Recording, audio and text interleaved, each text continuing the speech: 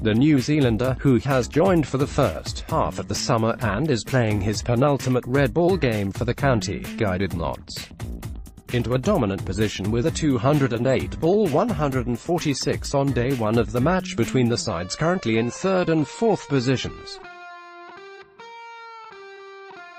The 25th first-class century of the 34-year-old Taylor's career, incredibly only the 8th away from the Test arena, took 4 3/4 hours and included 23 fours. It had looked a good toss for stand-in captain Chris Nash to win at the start of the day, and an even better one by the end of it when they had 311 for 6 on the board.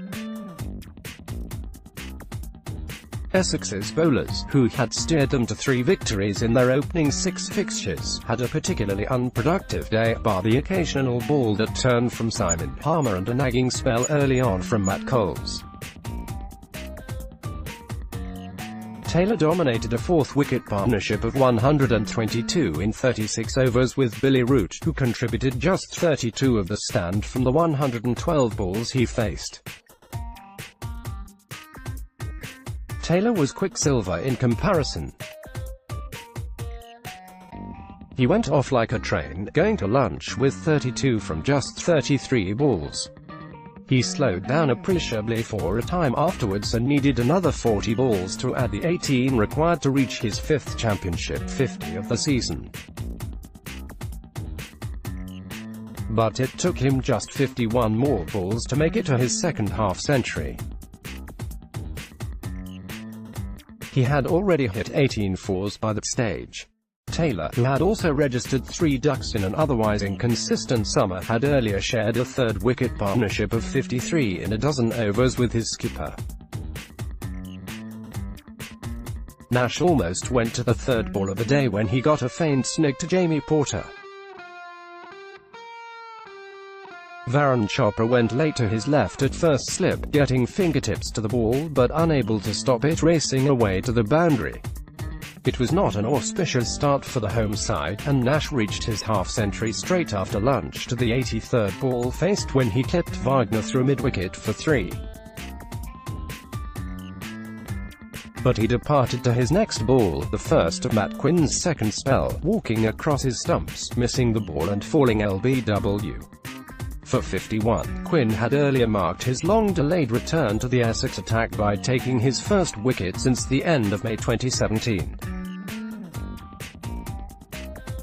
The New Zealand seamer had not bowled in the championship for 374 days after back problems that required a succession of operations. Opening from the river end, Quinn found movement away from the batsman off the seam. But it was a straight one to Jake Libby, to which the opener shouldered arms and was bowled, that gave Essex the breakthrough in the 10th over. Samat Patel, having made 20, followed 10 overs later when he was plumb LBW to Matt Coles, who slipped into a nagging line and length from the start. Coles, making his championship debut for Essex after moving from Kent, was the pick of the bowlers on an easy-paced wicket that favoured the batsman. Nash's exit early in the afternoon brought in Root, and with some judicious batting the 4th-wicket pair had Essex toiling in the field and paying for every wayward ball. Root even had the audacity to come down the pitch and lift Simon Harmer straight for 6. Later he pulled Coles for the boundary that took Notts to the first batting point. Taylor reached 3 figures when he swiped fellow Kiwi Wagner through mid-wicket for his 18th boundary from the 124th ball he had faced. The boundary also brought up the 100 stand in 29 overs with Root, younger brother of the England captain. Root's role as sleeping partner to Taylor's rapier was ended when Chopra took a routine slip catch to a forward prod to give Harmer his first wicket of the match. The off-spinner then got one to turn to account for Ricky Wessels, who went back and was pinned LBW. Taylor finally departed 3 overs from stumps when he attempted to cut Porter, but only succeeded in touching the ball through to wicketkeeper Adam Wheater.